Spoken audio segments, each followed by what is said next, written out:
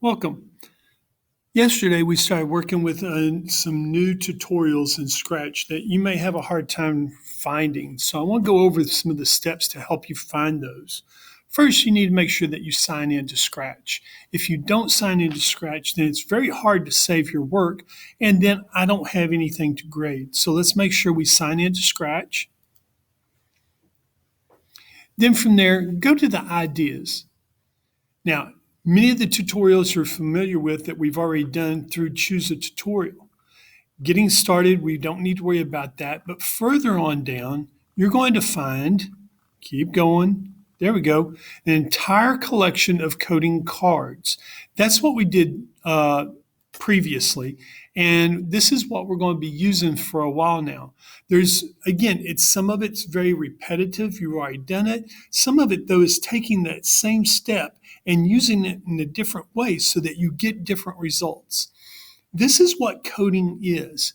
You're able to take the same step or command, but twist it so that you get a whole different effect. And that makes coding so exciting because when you're trying to put a jigsaw puzzle together, you've got to find the piece that is shaped correctly. But in coding, you can sit there and shape the piece to fit in there the way you want it to work. And while I may tell you you have to do steps A, B, C, in coding, you may find that you can do steps D and E and get the same results as I did with A, B, C. And you did it even shorter. So keep that in your mind as you work with these programs. How can I manipulate it?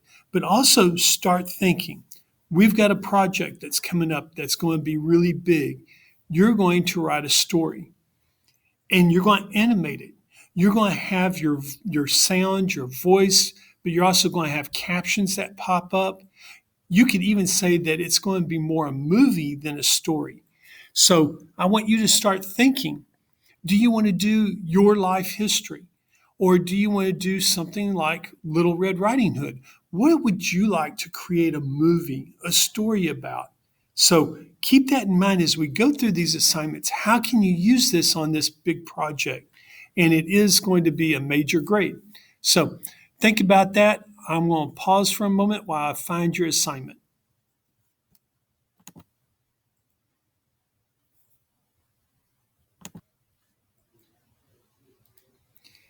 Okay, I'm back. I found the lesson for today, and I misled you. I apologize. I told you about the cards there in the PDF.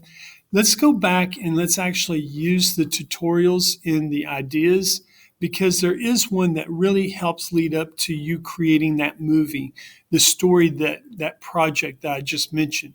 And that's called Code a Cartoon. If you'll click on it, this is where you're really going to do a lot with the animation, but pulling it together so that you have more of a story. But it could also easily be a movie.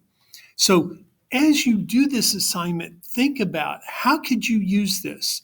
Now, notice there's several steps in here, but it really won't take that long. I really need you, though, to follow the sprites that they're using. I want to be able to go in there and quickly see that you've done it correctly because I can find the parrot, I can find the different characters, I can see the background. And so this time we're going to follow through. Soon, though, you'll be creating it yourself. But like I said, is it going to be your life story? Or is it going to be Little Red Riding Hood? What is it? Be prepared to discuss with me what your topic for your movie, for your story will be. Now, we've got 1, 2, 3, 4, 5, 6, 7, 8, 9, 10, 11, 12, 13 parts. I need at least 3 screenshots.